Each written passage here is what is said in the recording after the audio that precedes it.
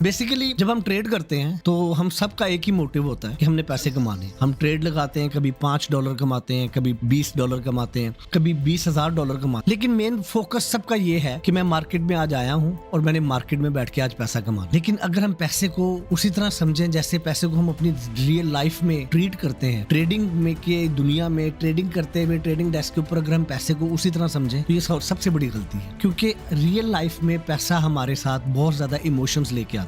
हम पैसे को वैल्यू देते हैं, हम उससे घर खरीदते हैं, गाड़ी खरीदते हैं, कपड़े खरीदते हैं, ग्रोसरीज खरीदते हैं। There is a lot of human emotion, यानी कि इंसानी जज्बात जो उनसे पैसे से जुड़े हुए हैं। ये पैसे के जज्बात नहीं है, ये पैसा तो एक कागज का टुकड़ा है, नंबर है। $20 और $20,000 में सिर्फ नंबर्स का फर्क है। उनके अपने कोई इमोशंस नहीं है, उस पैसे की अपनी कोई पावर नहीं है, कोई डिसीजन मेकिंग नहीं है। वो सारी की सारी डिसीजन मेकिंग पावर हमारे अपने अंदर है। और जब हम ट्रेडिंग में बैठकर उस पैसे के साथ जो कनेक्शन है हमारा इमोशनल, उसको किल नहीं करते तो फिर हम अपना रियल ट्रेडिंग का पोटेंशियल गेन ही नहीं कर पाते।